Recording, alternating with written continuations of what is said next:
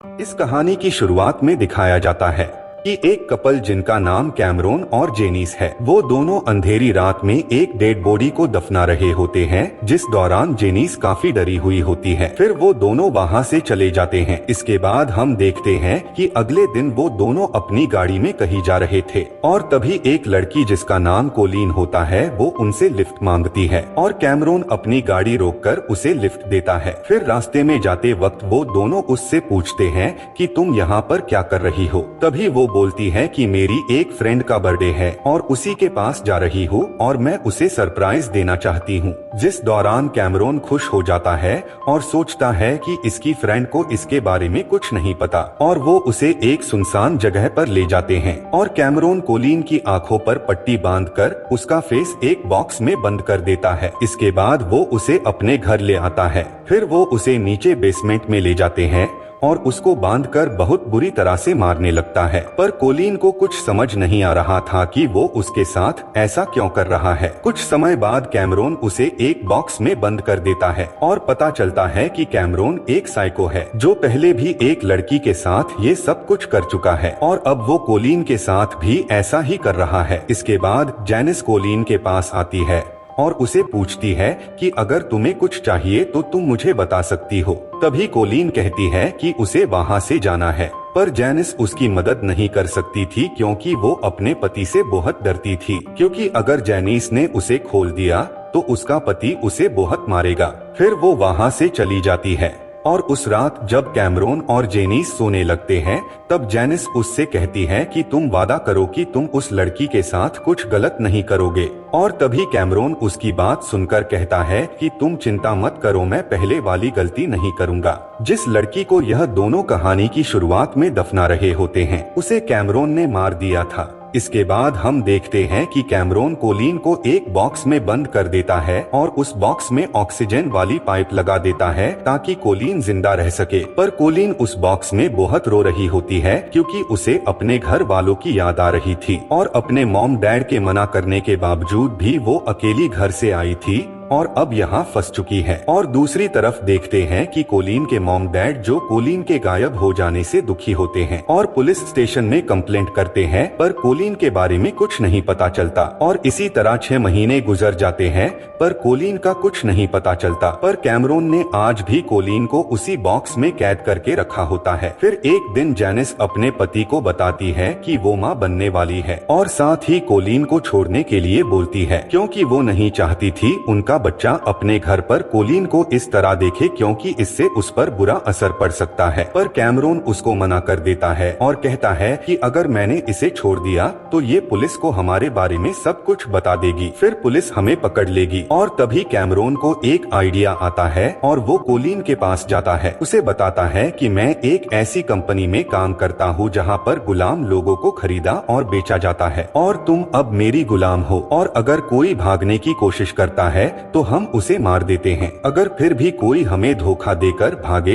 तो हम उसके साथ साथ उसकी पूरी फैमिली को मार देते हैं। और कैमरून उसे इस तरह की कहानियां सुनाकर डरा देता है ताकि वो यहाँ से भाग ना सके। इसके बाद वो कोलिन को एक पेपर देता है जिस पर उसे साइन करने के लिए बोलता है और कहता है कि अगर तुम इस पेपर पर साइन कर दोगी तो तुम एकदम सेफ हो जाओगी और फिर हमारी कंपनी भी तुम्हें कुछ नहीं कहेगी। कोलिन बहुत डरी हुई होती है और उसे कैमरून की सारी बातें सच लगती है और वो साइन कर देती है। फिर कैमरून उसके गले में एक पट्टा डाल देता है और कहता है कि तुम्हें अब मुझे सर बोलना होगा और मेरी वाइफ को मैम, और हाँ जब भी मैं अटेंशन बोलूं तो तुम्हें अपने हाथ ऊपर कर कर खड़े हो जाना है। इसके बाद वो सोचता है कि उसे अपना घर कहीं और शिफ्ट कर लेना चाहिए। और 1 साल के बाद जेनिस एक लड़की को जन्म देती है, पर अब भी कैमरून ने कोलिन को गुलाम बनाकर रखा होता है और उससे घर के काम करवाता है। पर कोलिन को आज भी उसी बॉक्स के अंदर सोना पड़ता है और एक दिन कैमरून कोलिन को अपनी बेटी से मिलवाता है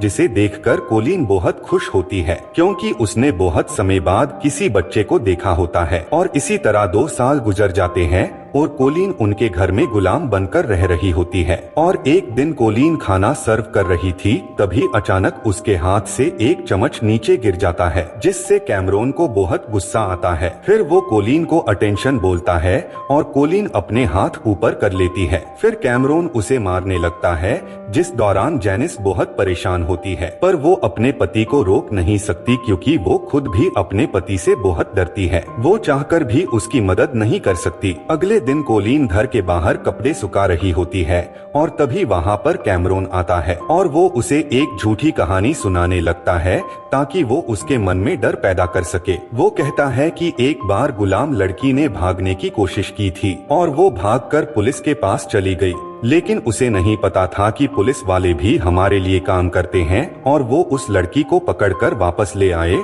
और उसे बहुत बुरी तरह से मार दिया गया। कैमरून उसे इसलिए बता रहा था क्योंकि वो उसे अपने साथ काम पर ले जाना चाहता था और ताकि वो वहाँ पर किसी को कुछ ना बता सके। इसे सुनकर कोलीन और भी डर जाती है और वो कोलीन के गले से पट्टा भी उतार देता है। इसके बाद वो कोलीन को अपने साथ काम पर ले जाता है और कहता है कि तुम मुझे यहाँ पर किसी के सामने मास्टर मत कहना। और कोलीन कैमरून के साथ काम पर लग जाती है और तभी वो कैमरून से पूछती है कि क्या मैं कभी अपने घर जा पाऊंगी। तभी कैमरून कहता है, कंपनी गुलामों पर भरोसा नहीं करती, पर फिर भी मैं तुम्हारी मदद करूंगा। जिसे सुनकर कोलीन खुश हो जाती है। इसके बाद वो दोनों काम करने लगते हैं। तभी कैमरून के पैर पर चोट लग जाती है और कोलीन के पास वहाँ से भागने का मौका भी होता है, पर कैमरून ने उसके मन में बहुत डर भर दिया होता है। पर वो वहाँ से नहीं भागती और कैमरून को अपने साथ घर ले आती है और घर आकर उसके जख्म को साफ करने लगती है। तभी वहाँ पर जेनिस आ जाती है और उसे बहुत गुस्सा आ जाता है और वो कैमरून से लड़ने लगती है। इसके बाद हम देखते हैं कि लगभग 4 साल गुजर जाते हैं और तभी कोलीन जेनिस की बेटी को देखती है, जो कि काफी बड़ी हो चुकी है। और कोलीन जेनिस से पूछती है कि उसे यहाँ पर कितना टाइम हो गया है, क्योंकि कोलीन को इस बात का बिल्कुल भी अंदाजा नहीं है कि उसे यहाँ पर कितना वक्त हो चुका है। अगले दिन हम देखते हैं कि कैमरून कोलीन को बॉक्स में बंद कर अपनी पत्नी के साथ कहीं बाहर चला जाता है और कोलीन को उस बॉक्स में बहुत बुरे ख्याल आ रहे होते हैं और वो अपने पैर से बॉक्स को जोर जोर से मारना शुरू कर देती है और बॉक्स को तोड़कर बाहर आ जाती है। फिर कैमरून जब वापस आ जाता है और अंदर आकर जब बॉक्स को देखता है तो बॉक्स टूटा होता है और कोलीन उसमें से भाग जाती है। वो उसे घर में ढूंढने लगता है पर वो कहीं नहीं मिलती। आखिर में जब कैमरून बाथरूम देखता है तो कोलीन वहाँ पर बैठी होती है, जो कि काफी डरी हुई दिखाई देती है। वो कैमरून को बताती है कि उसे बॉक्स के अंदर बहुत ज्यादा डर लग रहा था, इसीलिए बॉक्स तोड़कर बाहर आ गई और कैमरून उसे वहाँ से अपनी बेटी के पास ले आता है ताकि वो थोड़ा अच्छा फील कर सके। इसके बाद कोलीन घर के काम कर वापस बॉक्स में जाकर सो जाती है और इसी तरह से 3 साल और बीत जाते हैं। एक दिन कैमरून कोलीन को बताता है कि कंपनी ने उसे परमिशन दे दी है और अब तुम अपनी फैमिली से मिल सकती हो, पर पहले तुम्हें इम्तिहान देना होगा जिससे हम तुम पर भरोसा कर सके। तभी वो उसको एक गन देता है, फिर अपने आप को शूट करने के लिए बोलता है और कोलीन ट्रिगर दबा देती है पर गन खाली होती है। फिर कैमरून को कोलीन पर भरोसा हो जाता है कि अब वो किसी को भी मेरे बारे में कुछ नहीं बताएगी। इसके बाद कैमरून उसे उसके घर ले जाता है और कोलीन की फैमिली को बताता है कि वो उसका बॉयफ्रेंड है। और जब कोलीन अपनी फैमिली से मिलती है तो वो रोने लगती है और वो ऐसा शो करती है कि वो बहुत खुश है, हालांकि वो अंदर से टूट चुकी होती है। जब कोलीन के घर वाले उसे बताते हैं कि उसे गए हुए 7 साल हो गए हैं, तभी कोलीन ये बात सुनकर हैरान हो जाती है, क्योंकि उसको बिल्कुल भी अंदाजा नहीं था कि वो इतने समय से कैमरून के घर में गुलाम बनकर रह रही थी। पर जब कोलीन की बहन उसे देखती है तो उसे शक होने लगता है कि कोलीन कोई मुसीबत में है और वो उसे अकेले में बिठाकर पूछती है कि अगर तुम्हें कोई परेशानी है तो तुम मुझे बताओ, मैं तुम्हारी मदद करूंगी। तभी कोलीन सोचती है कि उसे अपनी बहन को बता देना चाहिए, पर जब वो उसे बताने लगती है तभी वहाँ पर कैमरून आ जाता है और वो उसे अपने साथ वापस ले जाता है। घर पहुँचने के बाद हम देखते हैं कि कैमरून की वाइफ उससे बहुत परेशान थी। फिर वो अपनी बेटी को लेकर वहाँ से चली जाती है, जिसके बाद कैमरून बहुत दुखी होता है। तभी कोलीन उसके पास आती है और कहती कि तुम बिल्कुल चिंता मत करो, मैं तुम्हारा साथ दूंगी। पर कैमरून को उसका साथ नहीं चाहिए था। और वो उस पर गुस्सा करता है, जिसके बाद वो उसको फिर से बॉक्स में बंद कर देता है और कोलीन रोने लगती है। इसके बाद हम जैनिस को देखते हैं जो चर्च में बैठी होती है और वो काफी परेशान होती है क्योंकि अब उसे अपने गुनाहों का एहसास हो गया था कि उन्होंने कोलीन के साथ बहुत बुरा सलूक किया है, जो कि बहुत बड़ा पाप है। फिर वो वहाँ से अपने घर वापस जाती है और कोलीन को आजाद कर देती है और तभी कोलीन को बताती है कि तुमसे कैमरून ने आज तक जो कुछ भी कहा है वो सब कुछ झूठ है। कुछ साल पहले भी कैमरून एक लड़की को घर लेकर आया था और वो बहुत शोर मचा रही थी।